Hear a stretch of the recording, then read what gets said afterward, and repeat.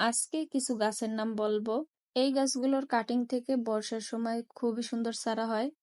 প্রথমেই আছে আমাদের জবা সুন্দরী। এই বর্ষায় এর ডাল থেকে খুব সুন্দর চারা হয়।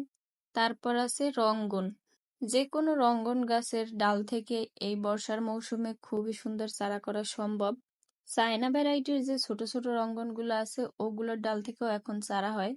3 নম্বরে আছে বাগান বিলাস। একমাত্র বর্ষায় এই বাগান বিলাস থেকে খুব সুন্দর চারা করা সম্ভব।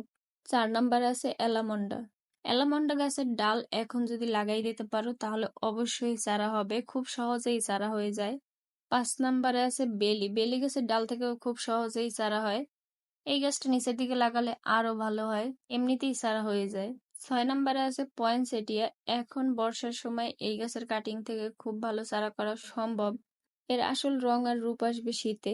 7 নম্বরে আছে হাসনাহেনা। মাশাআল্লাহ, এত ঘ্রাণ এই গাছটার!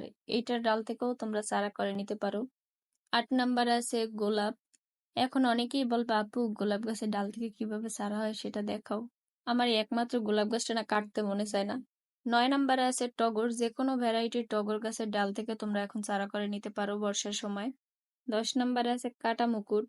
কাটা মুকুটের ডাল যে কোনো সময় লাগাইলেই চারা হয়ে যায়। 11 নম্বরে আছে মাধবীলতা। তাছাড়া এইটুকু তোমাদের বলতে পারি, যে কোনো শক্ত কাণ্ডযুক্ত ডাল তোমরা এখন বর্ষায় লাগাইতে পারো। এখন লাগাইলে অবশ্যই তোমাদের কাটিং থেকে চারা হয়ে যাবে।